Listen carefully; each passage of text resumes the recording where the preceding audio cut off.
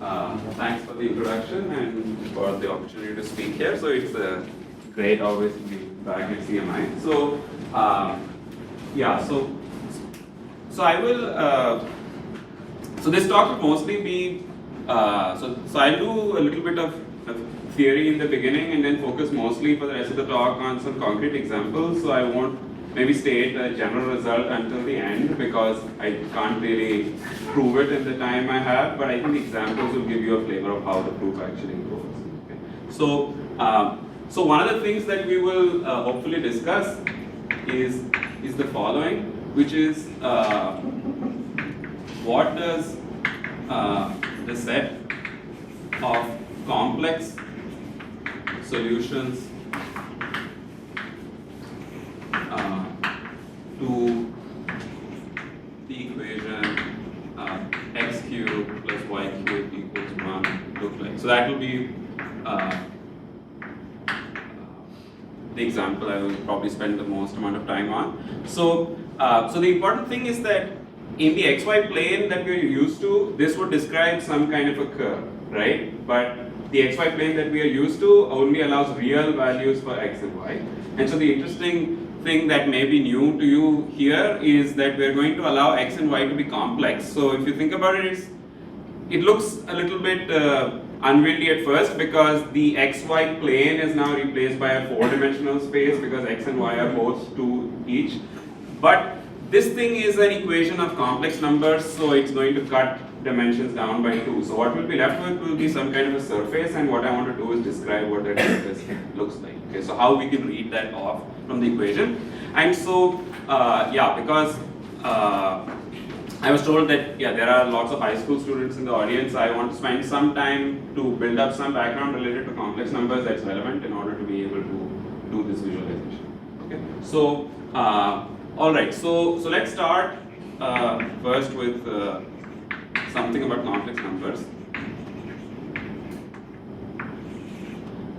So the set of complex numbers is written as C, and there are 3 different viewpoints on it.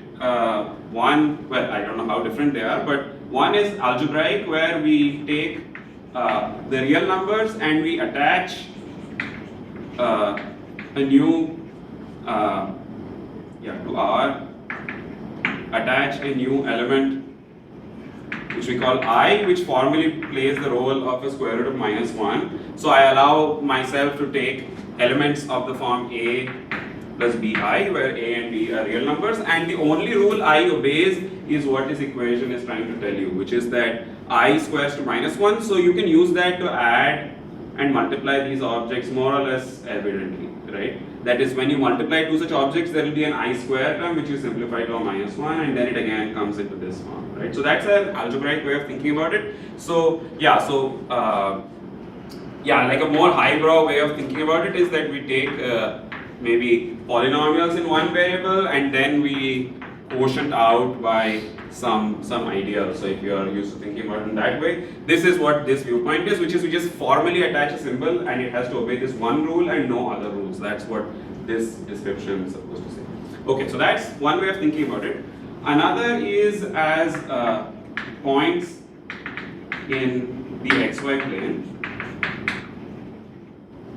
So in this incarnation, we think of them as points A, comma B, and here the way one usually would define this, the addition is more or less evident what to do, component wise you add, but the multiplication when you see it for the first time from this viewpoint looks totally random and made up, but it comes from this one, which is you multiply these two and then you impose that rule, right?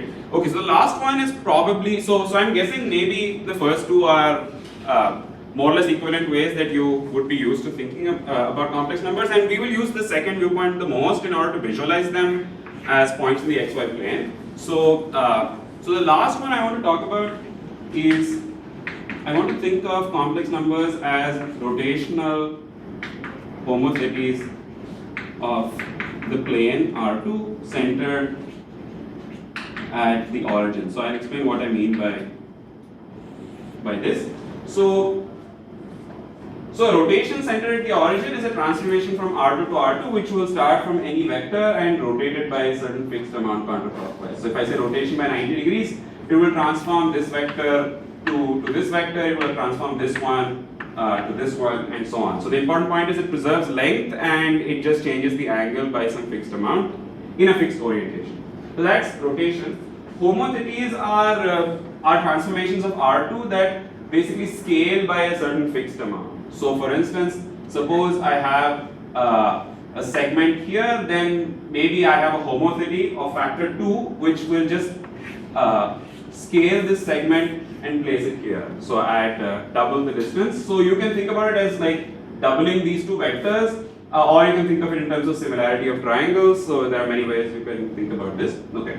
So rotational homothetties are things that are obtained as compositions of rotations and homothetties. Okay, centered at the origin. So both of these are centered at the origin because the origin never moves. So that's what I mean by saying centered at the origin. I'm also allowing zero scaling because I want sort of an element that will play the role of 0 in the overall thing. Okay, so let's look at these rotational homothetties. So one interesting thing to notice is there are two special rotational homothetties. So one is the identity map. It's called that I. So that's just does nothing, right? The second one is rotation by 90 degrees counterclockwise. So let's call that J.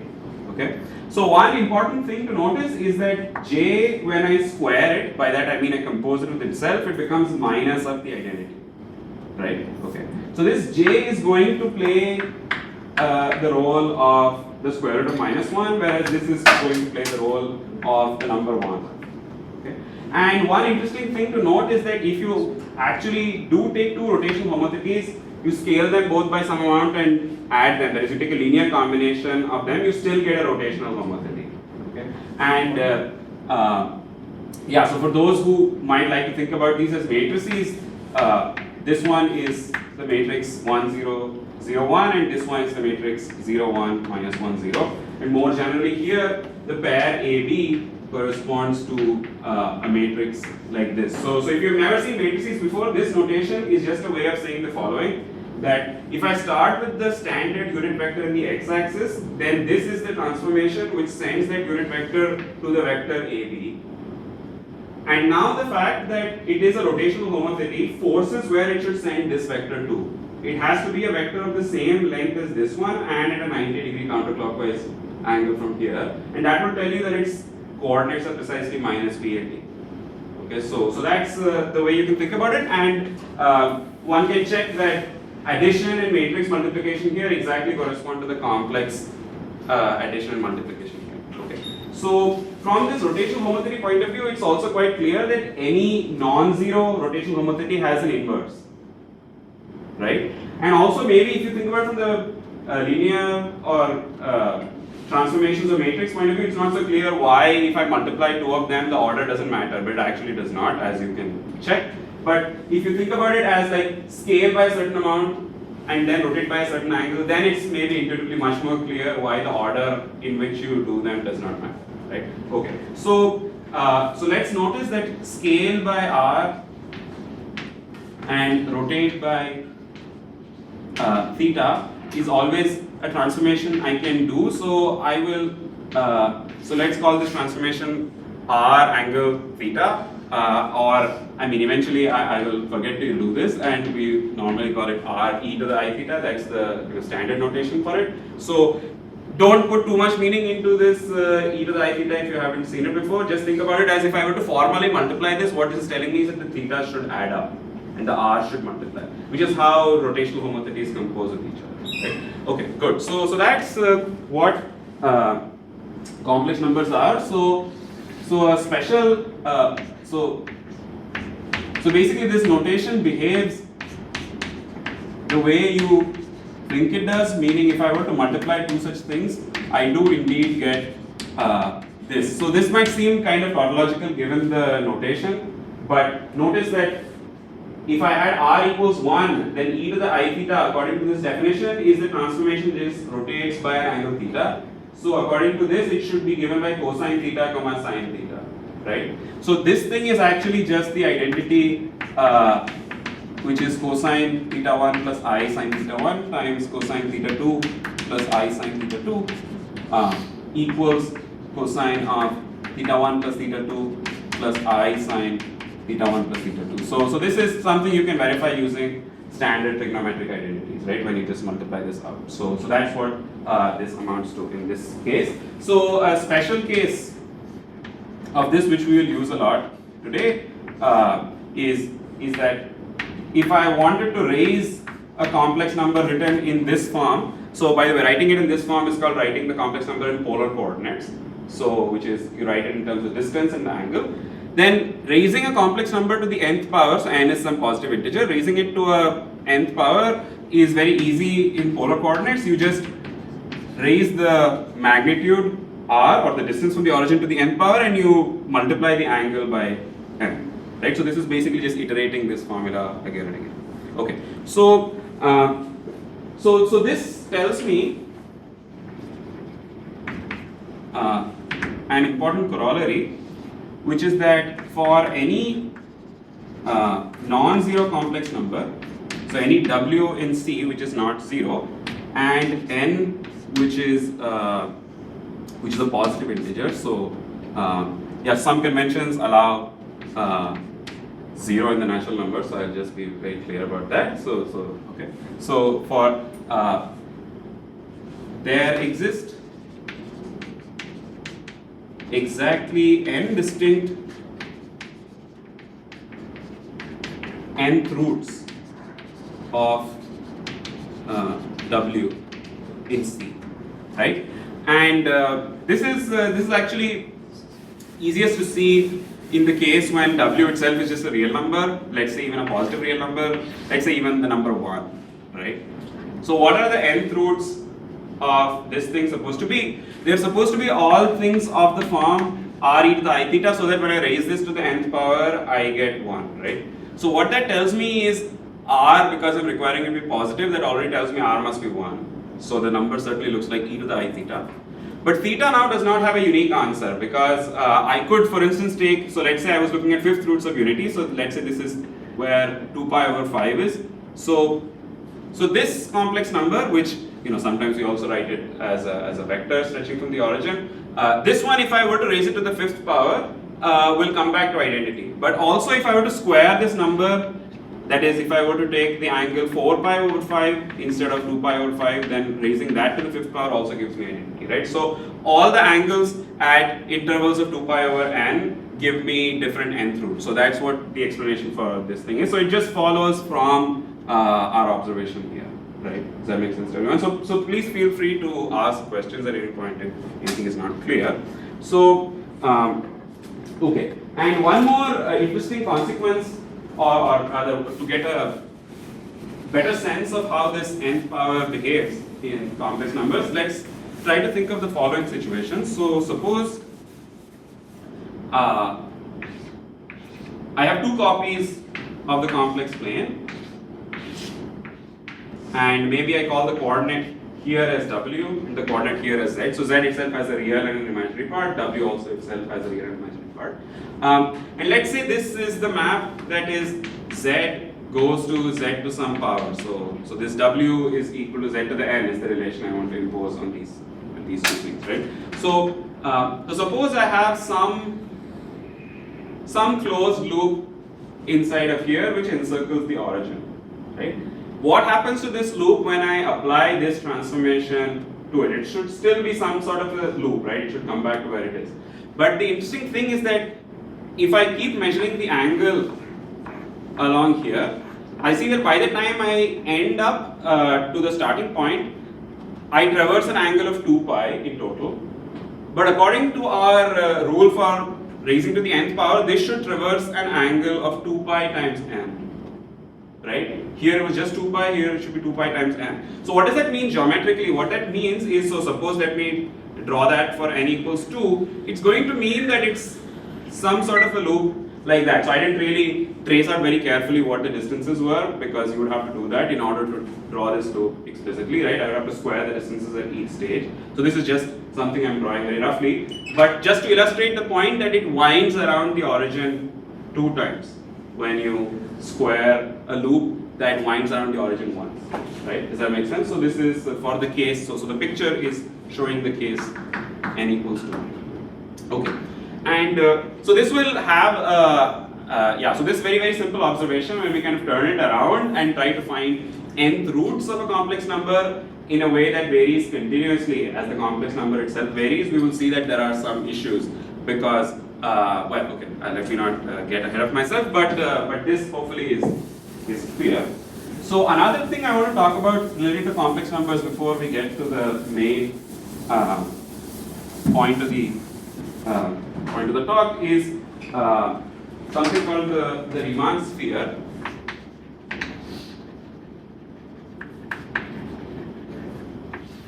So the complex plane is it's kind of infinite in all directions. So the mathematical word for that is non-compact. And what we would like to do is make it some kind of, I don't know, okay, I have no better word than compact shape. So I will give you an, I'll show you that in a picture. What we are going to do is add one extra point to this space and turn this into a sphere. Okay, so you may have trouble visualizing this if you haven't seen it before. So I will draw this in a moment for you. So let's say we have a sphere, and let's say we have a plane like that. So let's suppose, for instance, this is the sphere x square plus y square plus z square equals 1, and this is the plane z equals 0, so in 3 space. So I think of this plane as a proxy for the complex numbers, right? The x and y are playing the role of x plus I, y in complex numbers. Okay, so let's start from the north pole here. So the north pole, according to my picture, is 0, 0, 1. And the transformation that I'm going to do is start from any point in here and take a straight line joining that and extend it until it comes and hits this plane at a unique point. So this is a transformation called stereographic projection.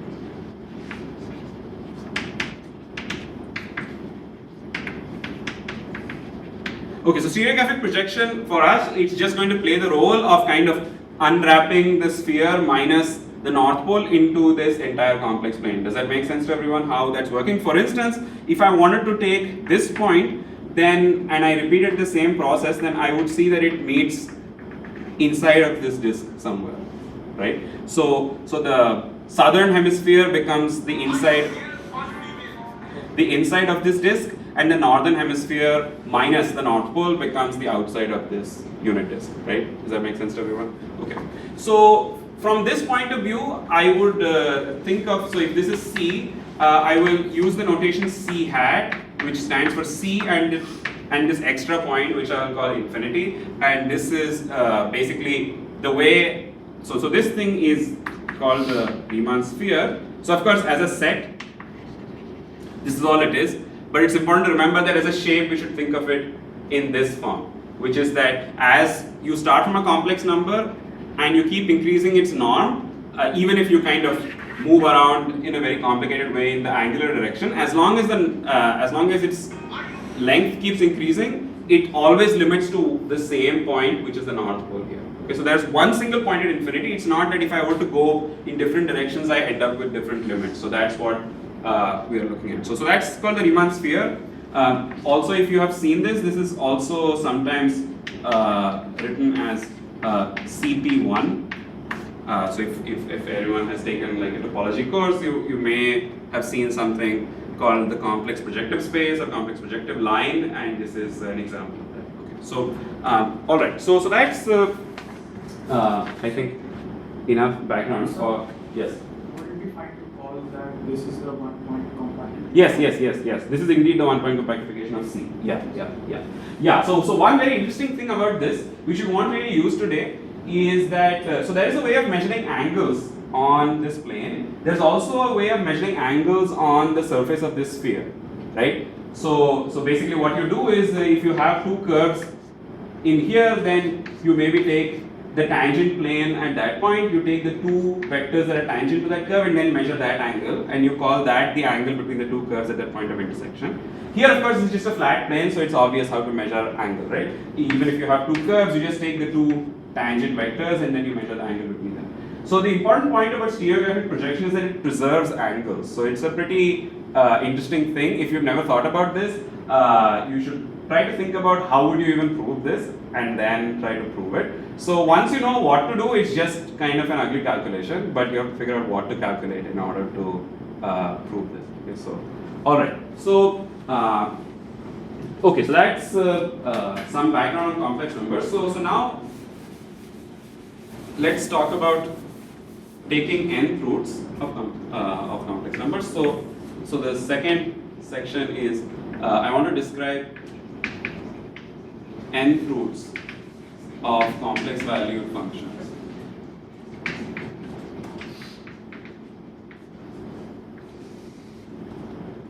Okay, so before we get to that level of generality, let's again draw our same picture as before, where w is related to z by this equation. So z goes to z to the n equals w. So, and for concreteness, let's to draw the picture, I have to choose some specific n. So maybe I will take n equals 3 for the picture that I'm going to draw. Okay, so all right. So let's start from some point here, w naught. Then it has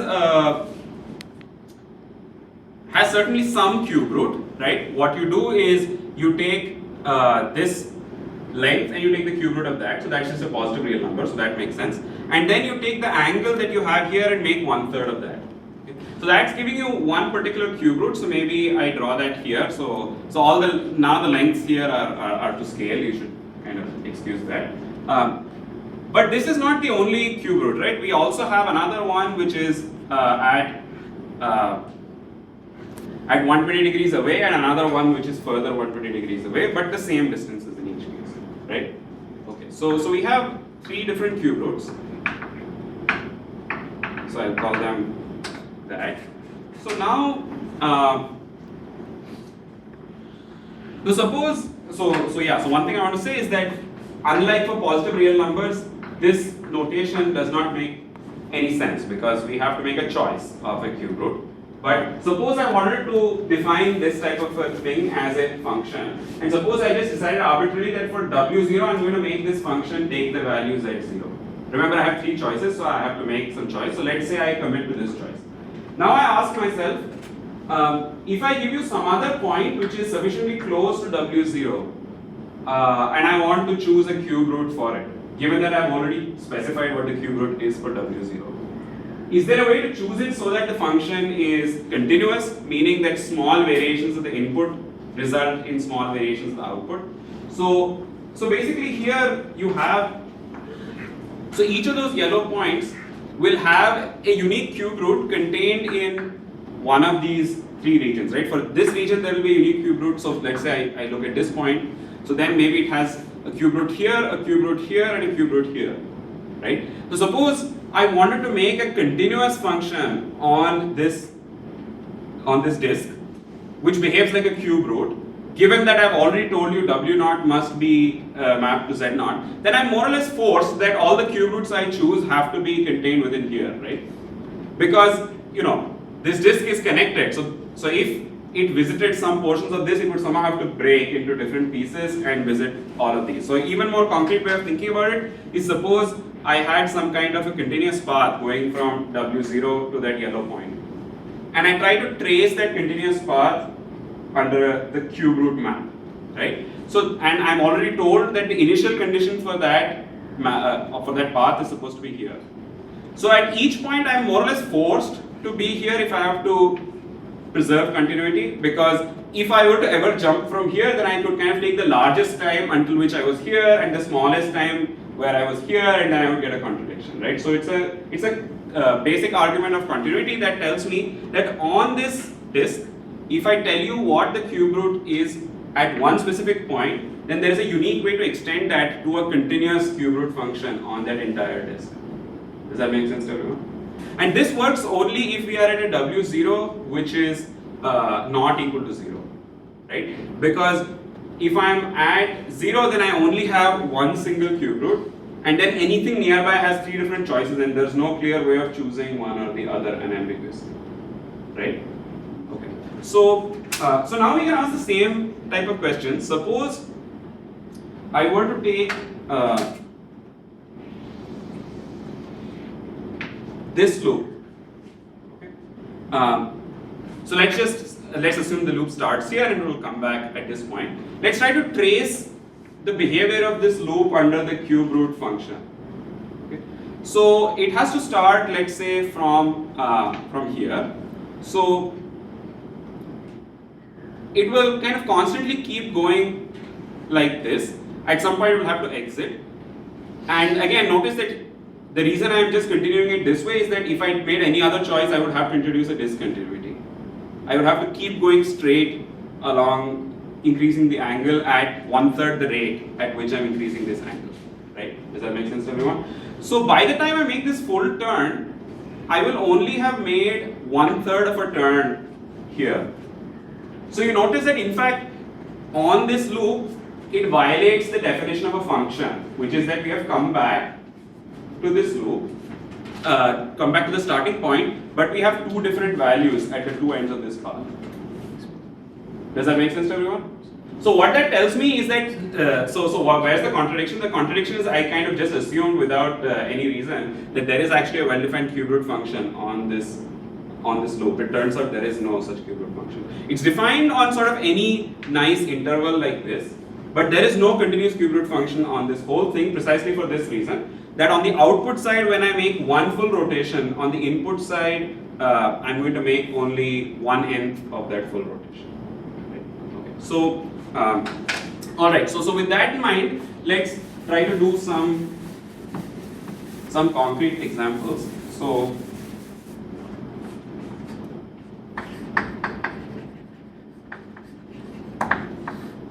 Okay, but before that, are there any questions?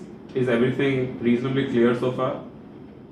So for the proofs involving continuity, I'm not really giving you any proofs, right? I'm appealing to your intuition to actually make them precise. You can say some more words related to continuity and analysis and epsilon delta arguments, but I'm not getting into any of that.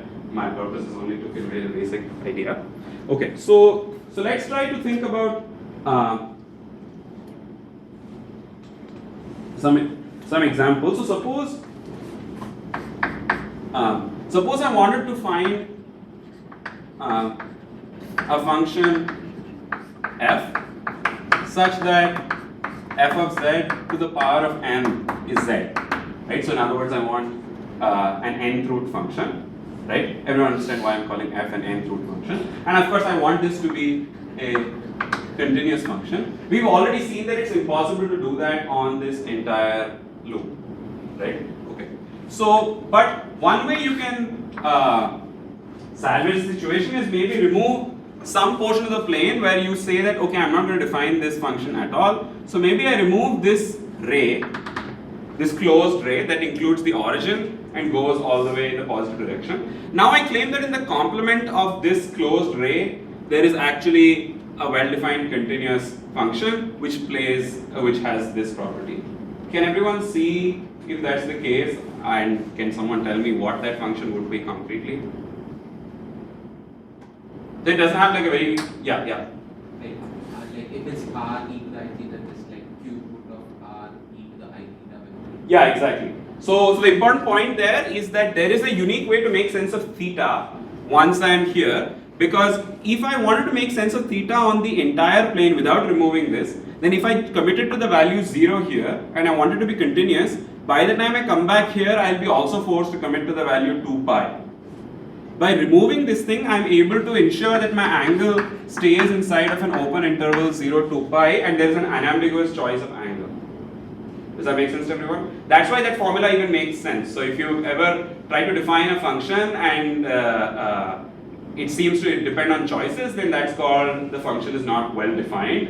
in our situation the function is well defined provided we delete this portion out of it. Does that make sense to everyone? So what I could do is if I write z as r to the e theta e to the I theta with r positive and theta inside of this range, and the important point is that this expression is completely unique for points away from this closed ray, then I can send it to f of z, which is r to the 1 over n times e to the I theta over n. Okay, so this was just a restatement of what we discussed earlier. So now let's do a slightly more interesting function.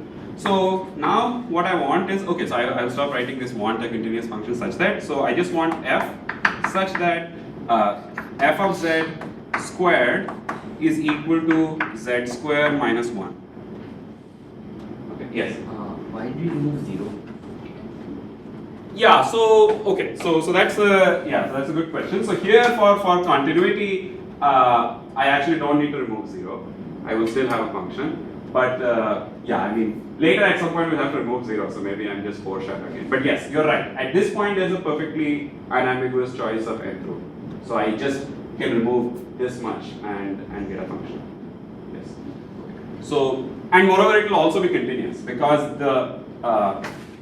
because no matter which choice we make, we do know that the absolute value of this is already determined by the absolute value of that. So we know that no matter what choice we take, as we let z go to 0, this will have to go to 0. So that also ensures that it will remain continuous even if I extend it up to this point.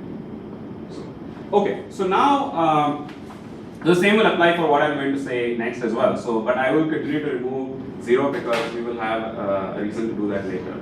But you're right. So we can increase this to 1 extra point in the domain. Okay, so let's look at this. So let's just notice that this is z minus 1 times z plus 1. So we have these two problematic points, minus 1 and 1, where there is where this right side vanishes, and so therefore we only have a unique value of f, whereas at any other point this right side does not vanish, and so we have two different choices, right? Okay.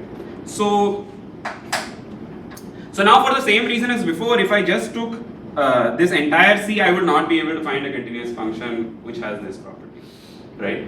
Does everyone see that? So for instance, suppose I took a loop that just wound once around this 1, right? Then I can think of this as a loop that lies in the complement of this ray. So therefore the square root of z plus 1 does make sense as a function, right? Meaning, of course, it's not, I have to make a choice initially of some value and then I can extend that to a single valued function on this. But the square root of z minus 1 will then not make sense.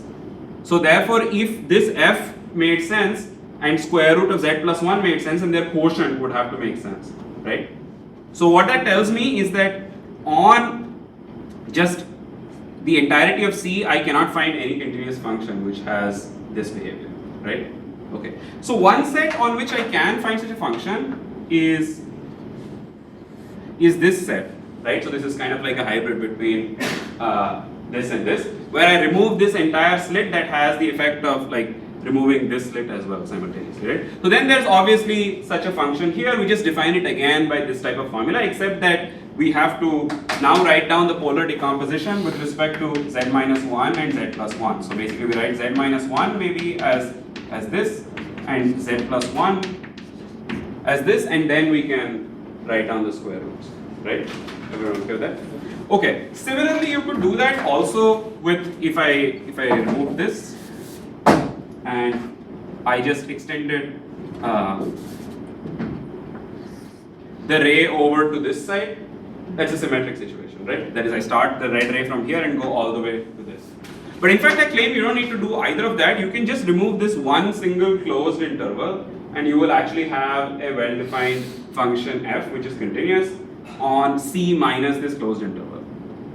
Can someone see why that is the case? Maybe it's good to think about it for a minute and then try to volunteer an explanation.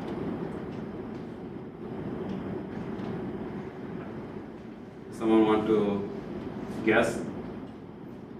So the problem is, so obviously let's look at it in terms of the problem that we were facing initially, which is that So now of course we are not allowed to take a loop like this, right? Because this one is gone, right? So, but we are allowed to take a loop like this.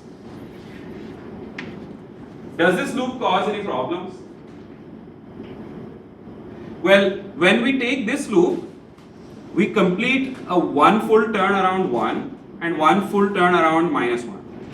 And the square root of z minus 1 will complete half a turn, and this will also complete half a turn. But when you multiply them together, it will actually complete a full turn. Does that make sense to everyone? So when I go from here and I have a square root of z minus 1, by the time I get here, I get the negative of that square root. Right? Similarly, the same behavior for square root of z plus 1. But when you multiply the two together, then I don't have this problem of flipping sign when I come back to the other side. Does that make sense to everyone? Okay, so then, so one nice exercise for you to do is try to write down an explicit formula of this type, that is, write it in some polar decomposition and write an expression for the square root on this. So it will be like a hybrid, it will be like a piecewise definition of removing this slit versus removing this slit. And what you have to argue is that those two definitions actually agree on the common domain of definition, right? Because each of them is individually continuous, and so for you to have a continuous function on this whole thing minus this slit, you would need the two to agree on the common domain. Okay, good. So, right. So then, so now I think we can look at our first example of a plane algebraic curve. So now a plane algebraic curve, by the way, is just the set of solutions to some polynomial equation in two variables like this. The reason we call it a plane curve is because it's in two variables, and curve because it's given by one single equation, right? So this is our experience from coordinate geometry. Of course, one thing to keep in mind is that sometimes one single equation can have a pretty weird looking solution set if you work over the real numbers. Right? If you work over the complex numbers, it turns out this still has tons of solutions, right? But if you work over the real numbers, it only has the origin of the solution. Okay, and yeah, so maybe an even more extreme thing to look at is something like that, which over the complex numbers still has tons of solutions, but over the real numbers has no solution. Okay, so all right, so that's what a plane algebraic curve is, and we are going to focus on looking at complex points of it, that is, solutions which are having complex coordinates. Okay, so let's now try to think about how in the world we can even try to visualize this. So, so I'm going to do some examples which can be done very concretely based on what we discussed so far, and all of the examples are going to have this form for P and Q positive integers. So finally, at the end of the talk, I will give you like a general summary of these examples, but proving the general theorem will require more work than what I can do in this talk. So I will try to illustrate using an increasingly complicated set of examples what happens, and we will be able to analyze it completely by hand. So that's kind of the important part. Okay. So let's start with the first case, which is P equals Q equals 2, which is to say x square plus y square equals 1. Right? So remember, we are looking at the complex points of this because we already know what the real points of this look like. Okay. So okay. So let's try to write it like this. So now we are tempted to write something like this, but as we know, there is no way to make sense of this right hand side as a continuous function because x is now allowed to be a complex variable. Right? Okay. So that's what we are tempted to do, and so now we are going to try to rescue this strategy in order to figure out how to make this computation happen. Okay. So remember that square root of 1 minus x squared does make sense away from that slit minus 1 to 1. So we're going to use that. Okay. So okay. So this is some shape. So let's call this set to be sigma. So this is sitting inside C squared, where I'm using the coordinates x and y. So there is a projection map from here to here, which just forgets the coordinate y and only remembers the coordinate x. In other words, what I mean is that this is the map x, y goes to x, right? I can restrict this map from here to here, and I'm going to call that map as pi. Okay, sigma to c, which is just start from any point here, forget the y coordinate, and just remember the x coordinate. And what we see is that for most values of x, there are two values of y which solve this. So this is, roughly speaking, so this is very far from an injective map. In fact, at most points here, there are two pre-images. Okay, and this map is also subjective. Right? Okay, so what we're going to do is try to understand sigma with the help of this map. So let's do the following. So we know that on C minus this closed interval, so let's redraw that picture again.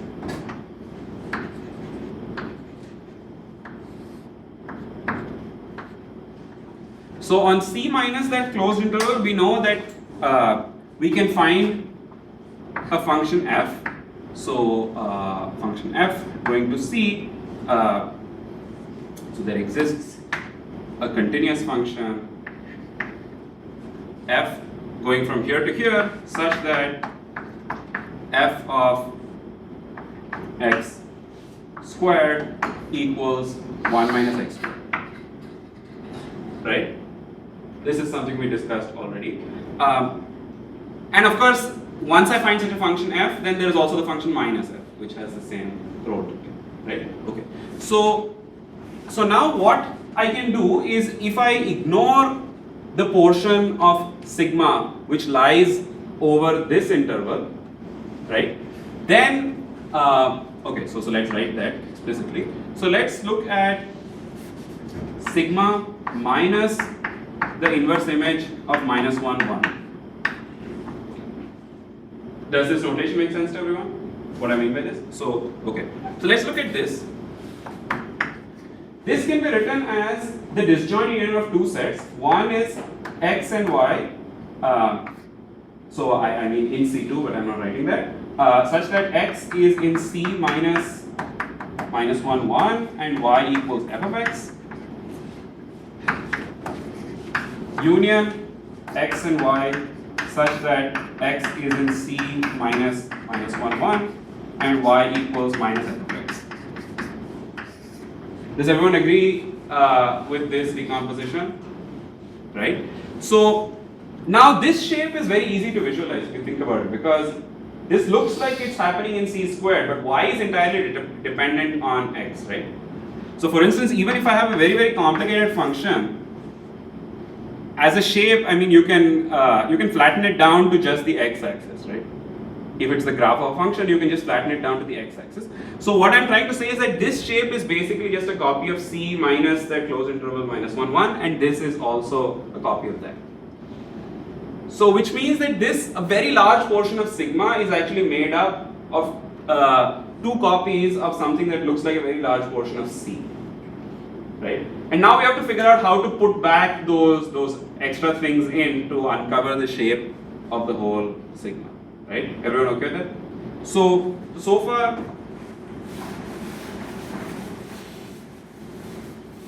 okay. So now I'm going to draw the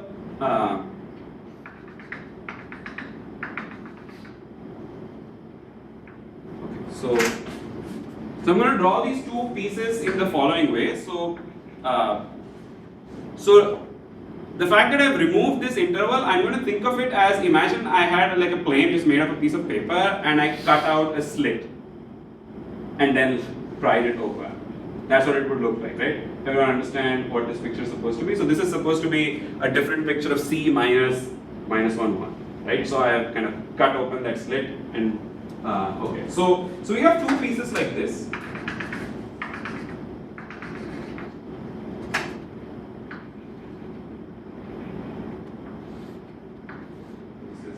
This is -1, 1, -1, 1.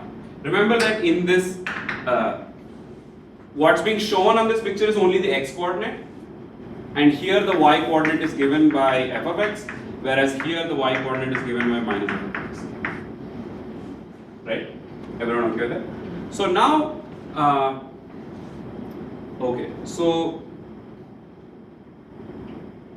now let's try to see how we would glue these two pieces back together in order to get the whole sigma, right? Which means we also need to fill in this red stuff that we have removed, right? So maybe for emphasis, let me shade the portion to say that like this green eye-shaped portion is not part of sigma, right? It's just like a slit that I've pried over. So, okay, so now comes probably like the most tricky part, which is on this piece. Suppose I start approaching this slit from this direction, right? You can think of that as a path happening in sigma. Suppose I keep going straight. So there is a meaning to that, which is that on C, let's imagine that I'm just tracing out a path like this, right? And I want to trace out that path upstairs, meaning I want to find an inverse image of that path upstairs, right? I claim that it will have to come out of this direction and not out of here. Why is that? Because if it came out of here, then I would find one single closed path on which I would have a single square root function. And I know that on this loop, which encircles only -1 and not +1, I do not have a continuous square root function. Does that make sense to everyone? So this is a very strange thing happening, which is that as I try to approach this slit here, I suddenly jump onto the second sheet and I come out of the other side. Okay, and similarly, similarly, if I try to approach from here, I will come out in this direction.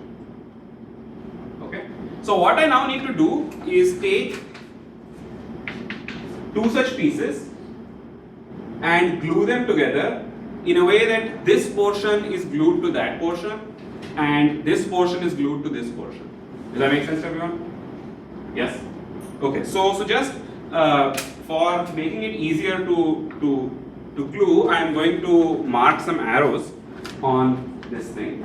So I'm going to mark an arrow like this here and an arrow like this here and let's see, and yeah.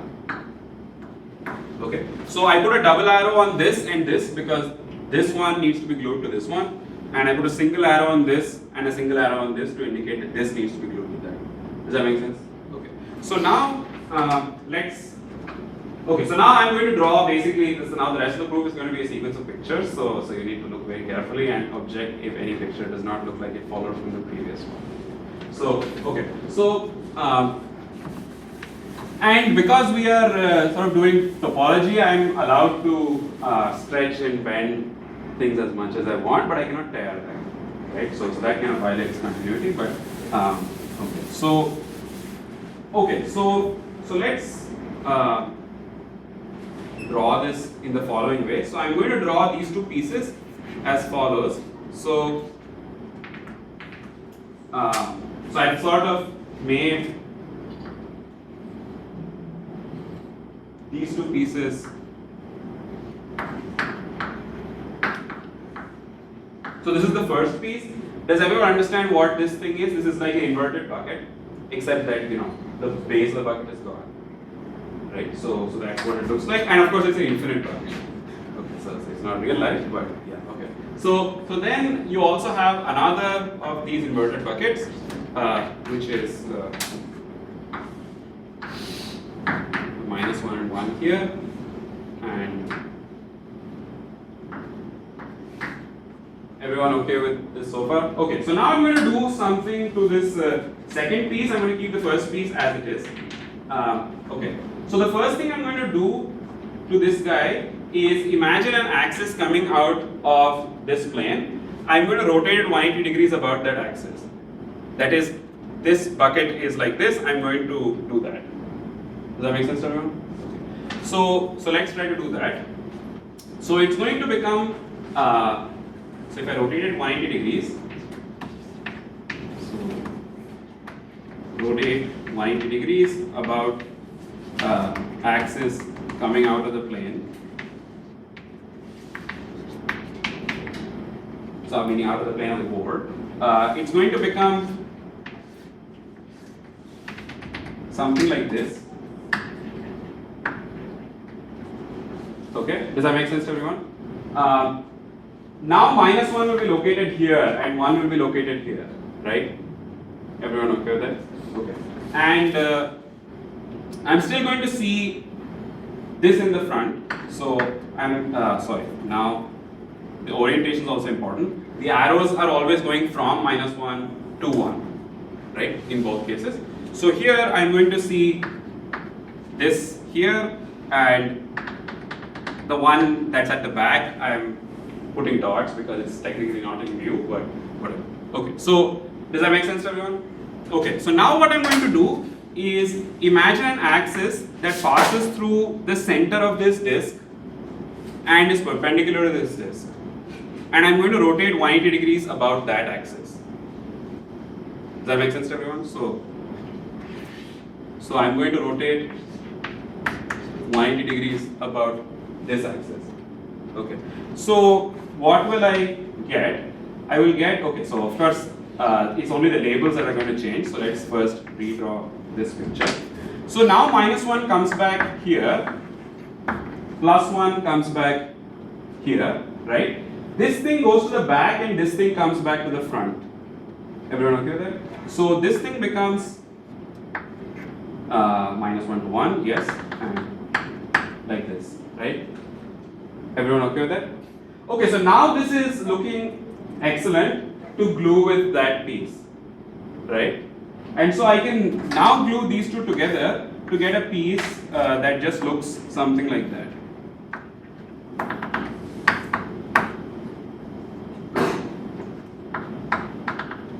Does everyone see that? Does that make sense to everyone? So this is actually just a different topological realization of I take a sphere and I remove 2 points from it, right? Does that make sense to everyone? So that's what this shape was. So everyone saw the process. So now we are going to do maybe one more, maybe much more complicated example to illustrate the process. But hopefully you can see how just by pure thought and of course drawing lots of pictures, you can figure out how to visualize an object that a priori seems to sit in 4 dimensions, but is in fact a 2-dimensional object, and indeed it is something like a surface of a sphere, except that there are some points that are removed from it to account for the fact that it's not compact. Because you have solutions to these equations, so x square plus y square equals 1. So unlike in the real numbers where the solutions are always bounded, there is no bound on these solutions the moment x or y is allowed to be complex, right? So in that sense it stretches off to infinity, which is the reason why the entire sphere can't possibly be the answer. It has to have some points missing from it in order to enforce this non-compactness. Okay, so now let's do maybe so yes, how much time do I have? 30 minutes. 30 minutes. Yeah. Wow. Okay. So maybe yeah, maybe I won't use that much, but so maybe it gives me. So let me do a second example, which will be kind of really quick. So because we have this first example under our belt, so let's take the equation x to the 4 plus y square equals 1. Okay, so I just changed the exponent on x. So in terms of our old notation, p is 4 and q is 2. Okay, so let's follow our same strategy. So of course, there's no reason why I need to isolate y on one side and x on the other. I'm just doing that to be systematic. The situation is completely symmetric. You can do it for the other one as well. Okay, so it's just that if I did it this way, then I just only have to take a square root. Whereas if I did it the other way, I have to take a 4th root. So I'll have to have 4 different sheets which I have to glue together, which has to give you the same answer, but it's a bit more complicated, right? So we'll do this one. So here let's again draw like a diagram with slits. So this thing has 1 minus x to the 4. Where all does it become 0? It becomes 0 at 1, I, minus 1, and minus I. Right? Those are the places where there's only a single value of y. So let's draw them 1, I, minus 1, and minus I. So 1. Okay. So let's make slits which go from here to here and here to here. So again, I'm going to pry them open and draw them like that. Okay. And notice that square root of 1 minus x to the 4 will actually make sense as a single valued function outside of these two slits. For exactly the same reason as before, which is that any loop that encircles I has to encircle 1 the same number of times, and any loop that encircles minus 1 has to encircle I the same number of times. So the square root, even though the individual terms, if I were to write down like a square root function for this one as like a product of square roots for each individual piece, some of them might change sign, but they'll always change sign in pairs, and so therefore you would get still a single valued function. You won't violate the definition of, so single valued function is a bit of an oxymoron, because a function by definition is single valued, but people use this terminology, so I'm not feeling too bad about it, but yeah, okay. So single valued just means well defined. Okay, so now how would we glue this in accordance with this? So I will maybe leave the detailed verification to you, but what it ends up looking like is I have two pieces like this, which I have to glue together after doing some manipulations, right? So finally what we are left with, meaning that it kind of glues in more or less the obvious way here. So of course here notice it wasn't looking so obvious, we had to do some like moving around until we had a perfect alignment of this, and this similarly you have to do something similar here. So what you'll end up with in this picture when you complete it, and now I'm kind of redrawing it in this fashion, is it's going to look like a torus minus 2 points. So a torus is a donut or medu vada, or only the surface of it, right? Okay. So all right. So that's so maybe now in the remaining time I will do one. In the first case, Yeah. If you look at the arrow, you could always just rotate it once and then you could align it.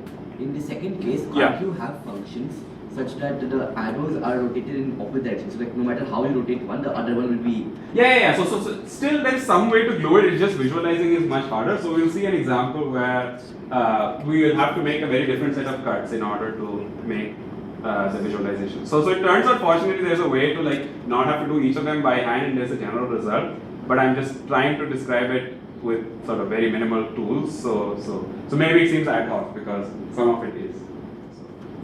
So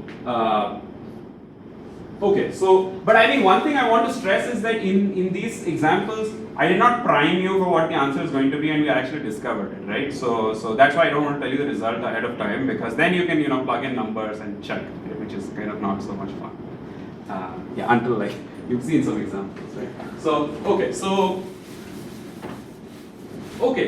now let's do maybe the hardest example that we'll discuss today, which is I want to discuss what this curve looks like over C. Okay, and notice that here kind of there's no advantage in like putting y on one side or x on the other, because like we have to take a cube root anyway. So we do have to glue 3 sheets together, and we can't do this thing of like pairing things with each other.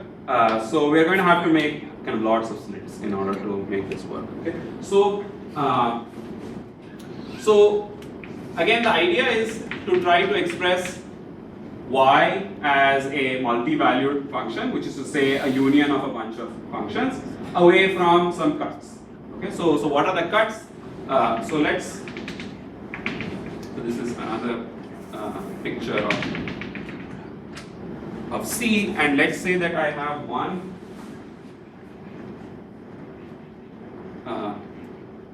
So these are the 3 cube roots of unity, which I'll call 1, omega, and omega square. So omega stands for the number e to the 2 pi I over 3. So it's the 120 degree angle from the x-axis. Okay, so that's omega.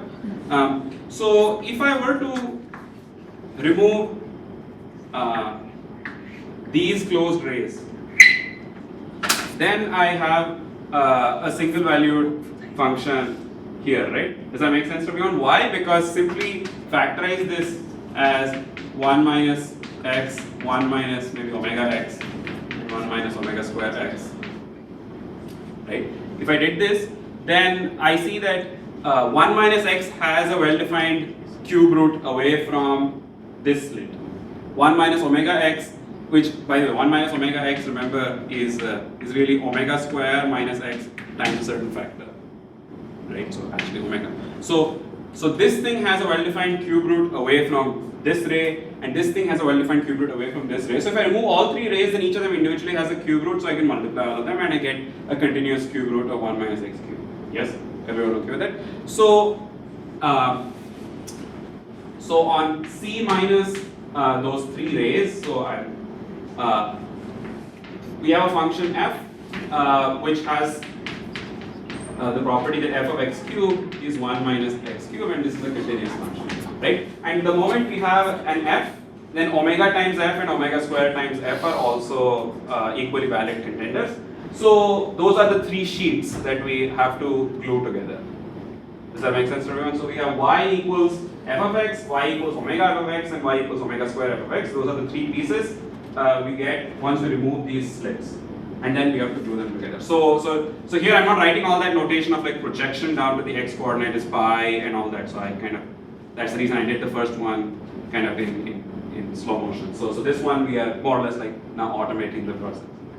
Okay, so alright, so this one, it turns out to be a little bit easier to visualize if you think about it from the point of view of the Riemann sphere. So the point of view of the Riemann sphere, 1 omega and omega square are here, and there's the point at infinity. So I'm going to take these slits and maybe I'm going to choose some orientation on them, always going towards infinity. And then removing these slits is the same as taking the sphere and cutting it open along these three segments, right? So it kind of opens like a bud. Everyone can see that in this picture. So I'm going to draw it also in a similar way. So I'm going to draw it as so maybe this one, because the point at infinity is not really present, I'm going to draw it like that to say that it's equivalent to this picture, right? Because by that notation I mean that it's a sphere minus that point. Okay, so I'm going to draw it as follows. So so maybe I can do it in 2 steps. So so maybe there's the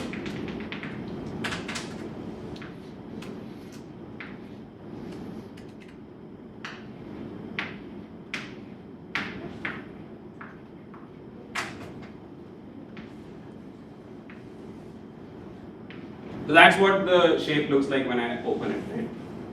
Okay, so it turns out it's going to be useful to, because again we are doing topology, we can do like lots of things with this. So I'm going to make this into a hexagon, treating these as like 6 vertices rather than as a triangle, right?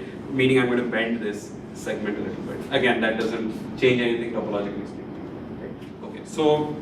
Okay, so let's do that. So I'm going to have these kind of alternating vertices.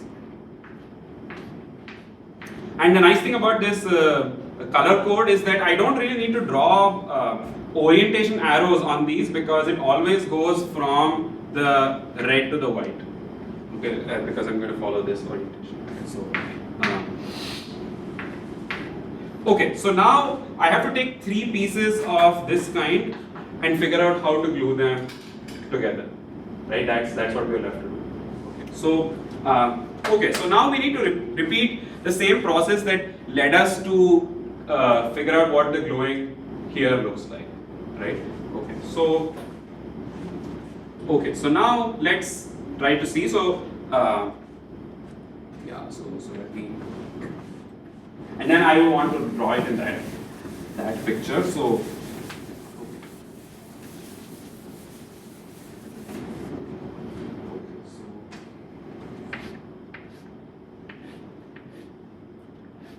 okay, so now I'm kind of prying open the slits. So this is y equals f of x, then, okay, so unfortunately there's no fast way to do this. So I initially thought of making slides, but it seems like too much hard work. So, okay, this is y equals omega f of x, and then there's a third guy.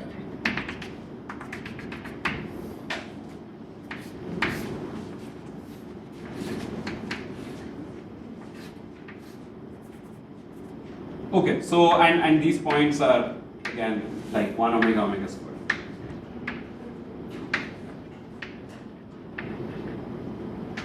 Okay, so yeah, so now I want to execute a counterclockwise, so I want to execute a counterclockwise turn around 1 and figure out what it becomes in that picture. That's what will tell me which slits get identified with which other slits, right? So one thing I know is that when I move along this loop, these two factors have well-defined cube roots throughout that loop. It's only this factor whose cube root switches by 120 degrees when I come over to this side. So because of this, I will, if I am on one sheet, I will have to shift to the sheet which is omega times the first one when I go around this. Does that make sense to everyone? So that is, if I were to do here, then I'll have to come out on this side, right? Similarly, if I were to go from here, I'd have to come out on this side, and finally a third one, which is if I were to go here, then I would come out on this side. Okay, and now you have to kind of repeat the same process at the other sets of slits as well, right? Everyone okay with that? Okay, so now I'm going to redraw this picture in the hexagon format because it's going to be easier to visualize what's going to happen. Okay, so but hopefully everyone can see that. So I'm going to compress a little bit of the computation by just giving you the hexagon picture, then which I will start manipulating. But hopefully everyone sees how I'm getting to it, right? Yes. So I will kind of now like unfold this out into this type of shape and then like make identification arrows along these edges. Okay, so.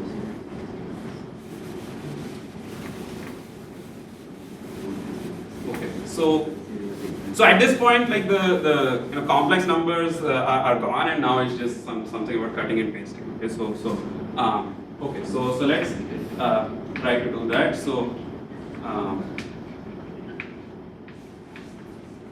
I have to draw these three guys.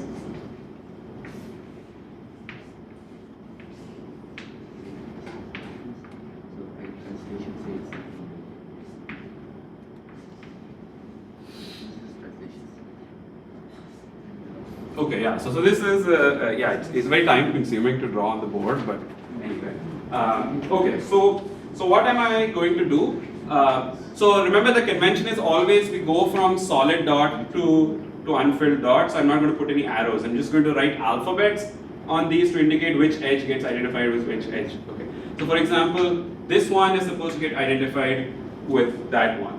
Okay. So this is something like the slit here gets identified with the other slit on the next sheet, right? And each of those solid vertices are like these things. Everyone okay with that? So that's what I'm going to do, and now I'm just going to copy from my notes because I don't want to do it in real time.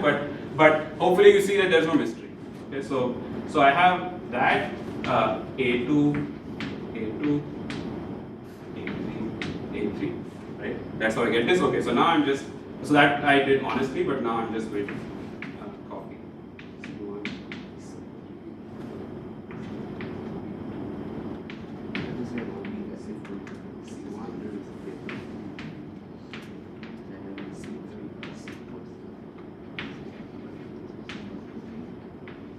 Okay, so and all these hexagons have interiors, which I have not shaded. Okay, and now I need to glue all these together. So what I'm going to do is, notice that there's a C1 here, there's a C1 here, there's a C2 here, C2 here. So what I'm going to do is I'm going to place all these hexagons together as. Would this be a cylinder? Would be infinite cylinder? What? Would this be an infinite? No, it's not. We have three को भी rotate करना है. थोड़ा सा हो जाएगा तब. Yeah, but it's not a cylinder. It's a bit more complicated. Cylinder का वो three वगैरह को भी साथ में करना है. Okay, so I'm going to put the C edges all identified together like this. Okay, so I'm going to put C1 here, C3 here, C2 here, and then I'm going to have.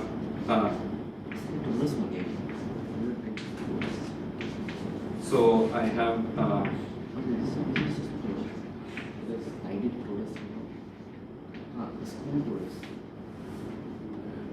School करके हम लोग वापस जाएंगे.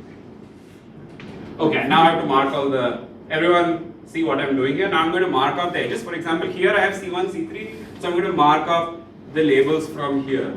Here I have to like imagine rotating this and then mark the labels here. Right? Okay, so let's do that. So I have A1, A3, A1, A3, A2, A1, B2, B1,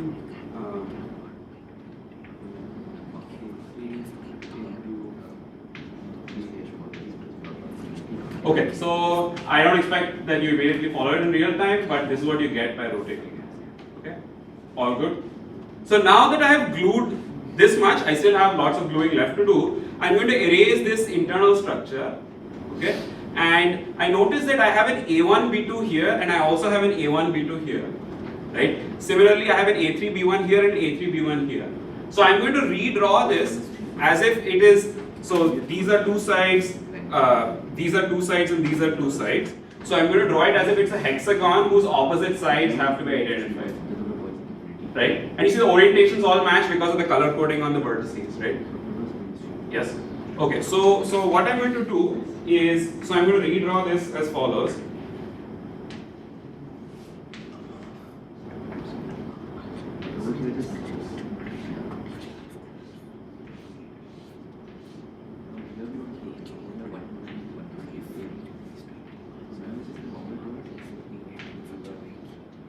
So yeah, unfortunately this is, it takes a lot of time, but I promise the result is worth it.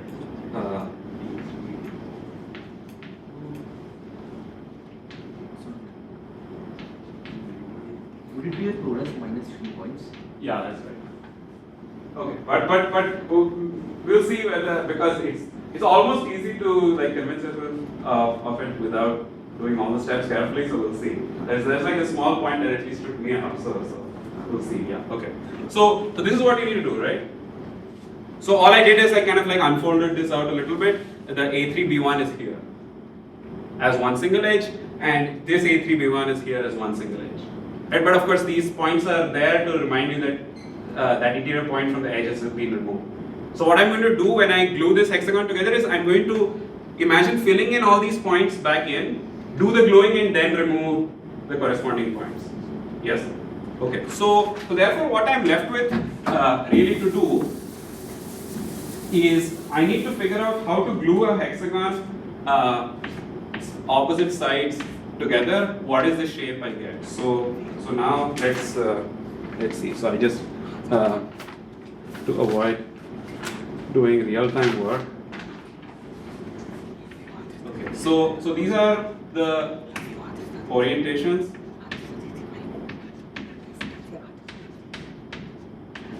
So I've just filled in the white vertices, so I'm not drawing them anymore.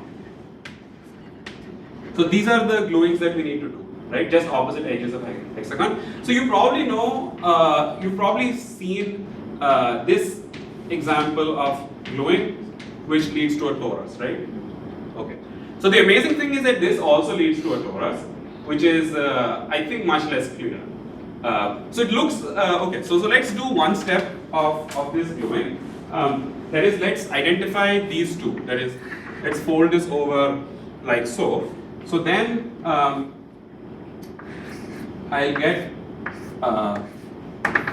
something that looks like that. So that's this vertical edge, okay? And then I have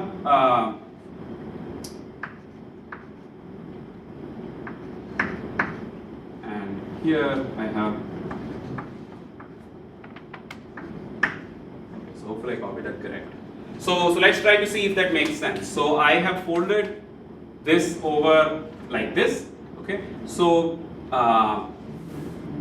so this vertex and this vertex, they have come to the front, and from the left I'm seeing the triple arrow come in, right? And from the right I'm seeing the double arrow come in. Everyone okay with that? Okay. But now I want to glue these two sides together, and it's not so clear how to do that. Okay, I forgot to put these extra vertices at the background, which are also there, right? Corresponding to these two vertices. Okay. So like this dotted line corresponds to this dotted line here. Okay, so now it doesn't really look so clear how to glue these together because the two ends are not really matched, right? Okay, but now imagine doing the following, which is I have a cylinder and then I twist it around like this at the bottom. Okay, then it will turn out to align the two things. So let me attempt a drawing of that. So of course the cylinder still looks like a cylinder, but the thing that will give you evidence of the twist is this vertical line will become something slightly weirder. So what will it become? So let me first just, so it's going to be a 180 degree twist. So I'm going to do something. Everyone able to imagine what that twist is that I did? Yes. So now it has left the upper thing unchanged, but it has changed the lower circular cross section by 180 degrees. Right? So imagine that each circular cross section at different heights, I choose a different angle by which to rotate it. The first one I don't rotate it at all, and the last one I rotate it by pi. In between I interpolate by some, let's say, linear function. Right? And that's what causes this type of behavior to occur. So now here these are the same. Now this one has gone to the back and this one has come to the front. Right?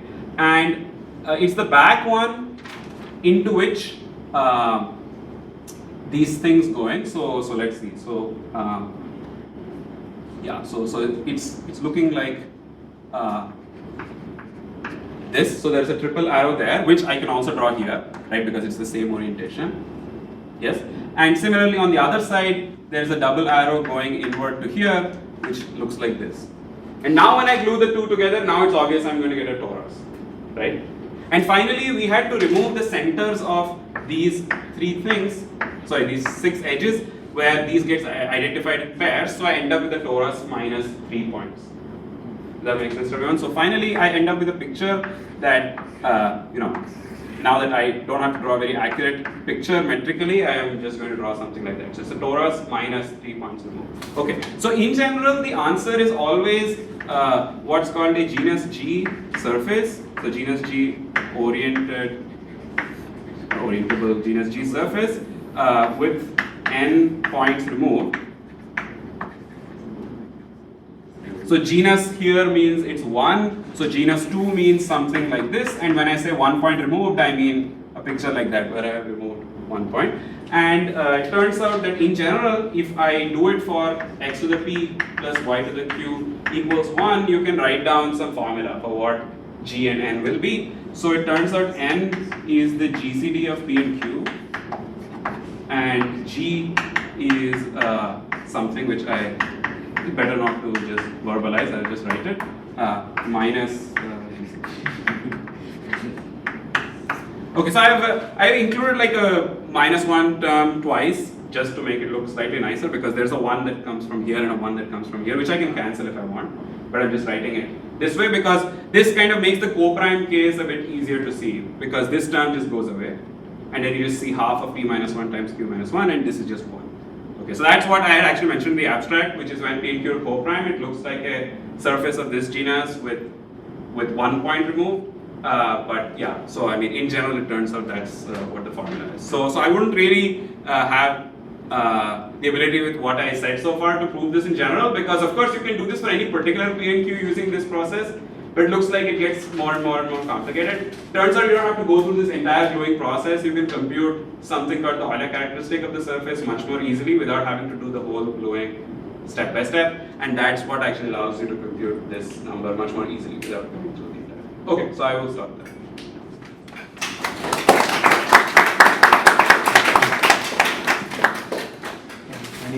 Any question? Sir, Yeah. could we say that thing about the hexagon given the torus? We just first make the hexagon tile a plane. Yeah. And then if we see upper wala translation and right translation, Yeah, just generate every other translation. Yes. So we can just Yeah. That will also directly make a torus. Yeah, that's right. That is equivalent. Yeah, that's equivalent. But it might be interesting for you to see what these moves correspond to in that. That is especially this. This because weird in our case we got one, like we wrote a number 1, 2, 3, 3, 1, 2. Yeah. And I think that the turning that you here is just basically equal to say this is shifted. So is that correct? Yeah, that's probably right. Yeah. But I have to look at that a bit more carefully. So let me. Yeah, maybe we can talk after. Yeah. But yeah. So but I think what they are saying is if you were to take C and you take 1 and I think you take like a 6th root of unity. So that's 120 degrees is 60 degrees, and you take the lattice generated by these two vectors. That is all possible integer linear combinations of that, and you use this type of parallelogram you get from that to build a torus. That's basically the same as the torus you get from here, because you can find a hexagon also which has the same tiling points. Okay, so yeah. Any other questions? Okay, let's time this paper. One more question. I understood for polynomial treatment, Yes. why the line slits would match correctly. So Yeah. if you just rotate one, Yeah, you yeah. can always just sum them Yeah, up. yeah. But in some weird function, couldn't you have something like one slit? If you rotate certain slits to match, the other slits cannot match. No, I mean it's kind of it has to match with a slit in a different sheet, basically because how to say? I mean there are only finitely many options for what that continuous function can be on any domain where it's defined. Yeah. I get. I'm good. Let me just draw an example. Okay. Like this, right? So Maybe you can draw it on the board so people yeah. can see.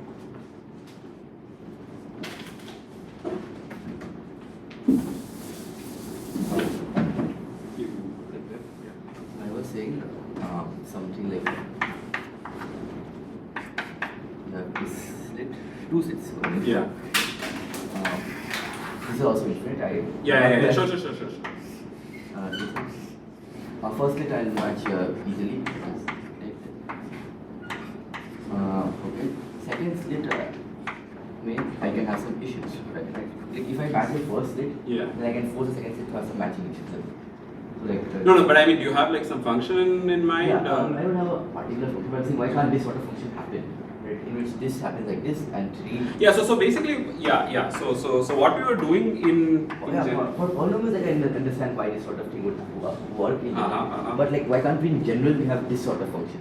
Like this goes to here, Yeah. but this thing goes to here. So like the moment you try to match, No, but the thing is that this doesn't quite make sense because we are doing this from the viewpoint of the x coordinate, right? For each x, we are trying to figure out what are all the possible y's that lie over it, right? To satisfy the equation. So somehow going from here to here is not quite possible. So what happened in our situation was that we had, so maybe this was -1, 1, and that was another copy of -1, 1.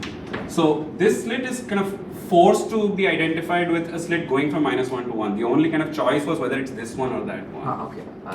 So- I just do it in the direction. Yeah. Oh yeah.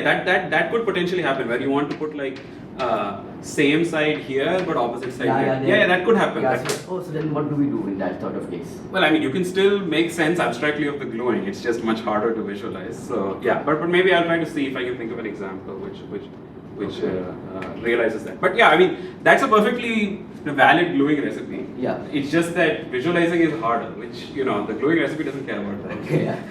It exists Would that irrespective. not give you any kind of orientability issue? Yeah. So in here it might.